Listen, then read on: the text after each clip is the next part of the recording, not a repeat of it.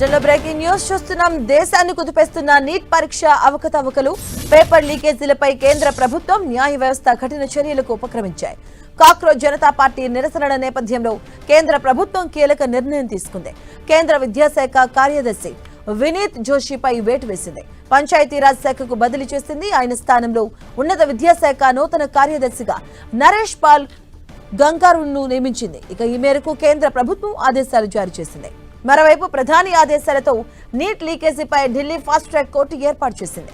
Rows avenue court complex పరిధిలో ఈ fast track court సేవలు జరగబోతున్నాయి. పబ్లిక్ ఎగ్జామినేషన్స్ చట్టం కింద నమోదైన కేసులను విచారణ చేపట్టడం కోసమే ఈ స్పెషల్ కోర్టును ఏర్పాటు చేసినట్టుగా తెలిపింది.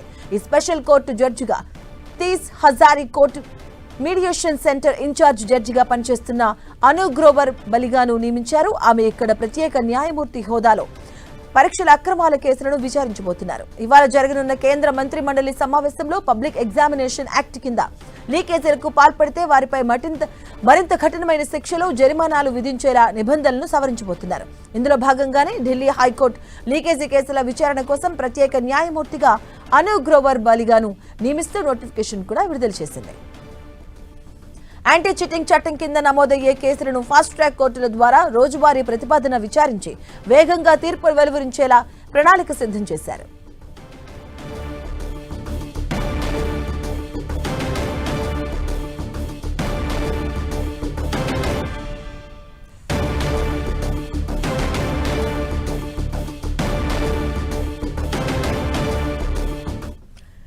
నీట్ పేపర్ లీకేజీపై ఎట్టకేలకు మౌనాన్ని వీడారు ప్రధాని మోదీ.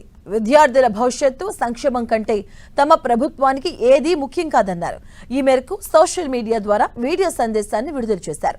పేపర్ లీక్ అనేది సామాన్యమైన విషయం కాదని, ఇది లక్షలాది మంది విద్యార్థులకు, వారి కుటుంబాలకు తీవ్ర ఆవేదన కలిగిస్తుందని ప్రధాని ఆవేదన వ్యక్తం చేశారు.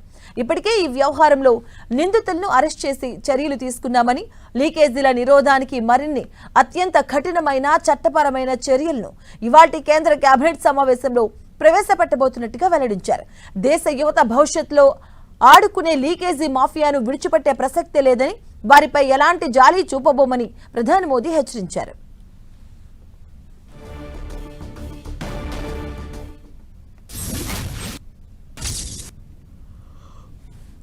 मैं जानता हूं कि पेपर लीक ये कोई मामूली विषय नहीं है.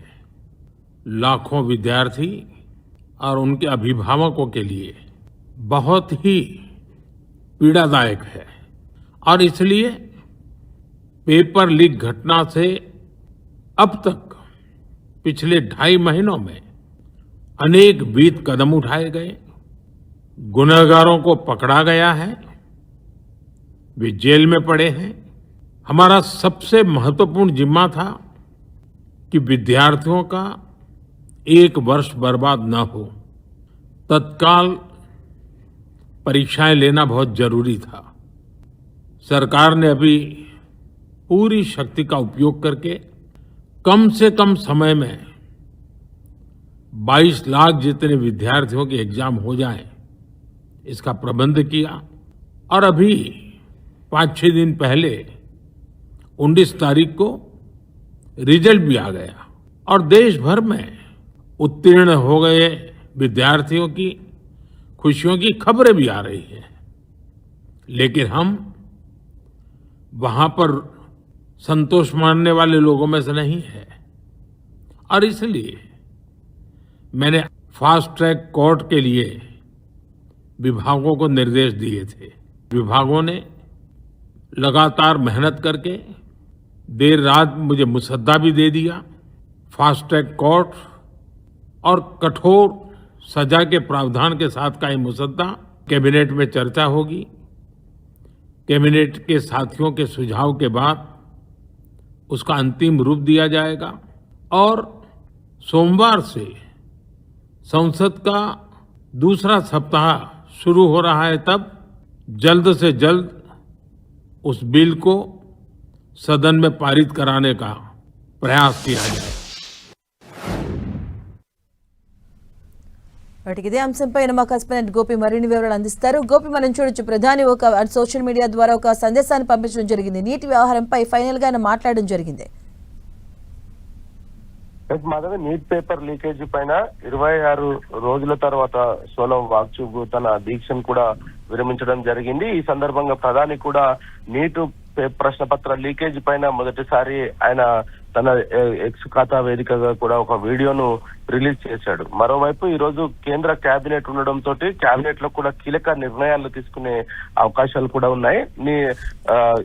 ఈ సందర్భంగానే లీకేజీ పైన కేంద్రం ఒక కీలక నిర్ణయం తీసుకుంది. ఇటు కేంద్ర విద్యాశాఖ కార్యదర్శి వినీత్ జోషి పైన వేటు వేసింది. ఆయనను పంచాయతీరాజ్ శాఖకు బదిలీ చేస్తూ ఇటు ఉత్తర్వులు జారీ చేయడం జరిగింది. గత కొద్ది రోజులుగా కూడా నీట్ పేపర్ లీకేజీకి సంబంధించిన అంశం పైన ఇటు విద్యార్థులు ఆందోళన చేస్తున్న నేపథ్యంలో మోదీ మొదటిసారి నీట్ పేపర్ పైన కూడా మాట్లాడడం అనేది జరిగింది. అదేవిధంగా యువతను ఉద్దేశించి కూడా ఆయన కీలక అంశాలను కూడా ప్రస్తావించడం జరిగింది. గత కొద్ది రోజులుగా నీట్ పేపర్ లీకేజీకి సంబంధించిన అంశం పైన ఇటు పార్లమెంట్ లోనూ అదేవిధంగా బయట కూడా ఒక గందరగోళ వాతావరణం అయితే కొనసాగుతూ వస్తుంది.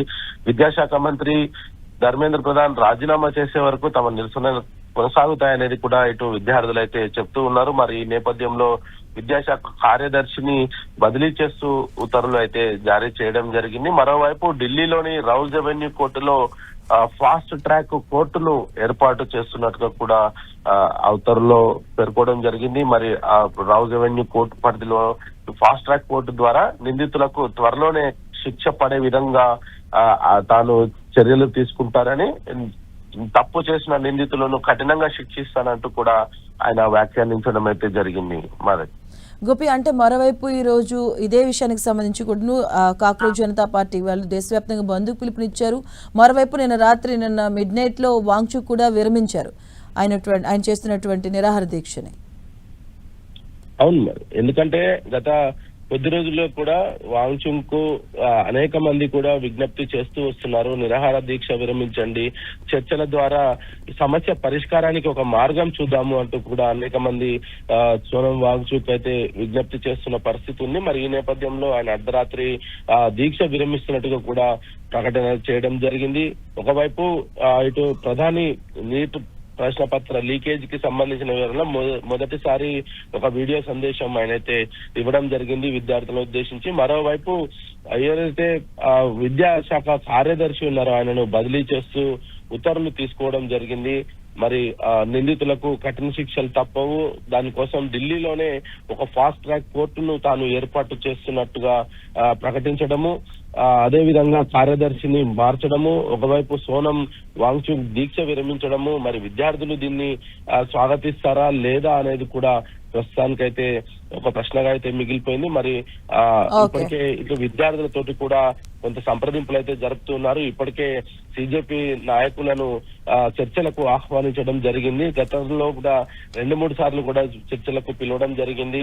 మరి ఈ నేపథ్యంలో ఈ రోజు విద్యార్థులు దీన్ని ఏ విధంగా తీసుకుంటారా అనేది కూడా చూడాలి. మాధవి. Thank you Gopi.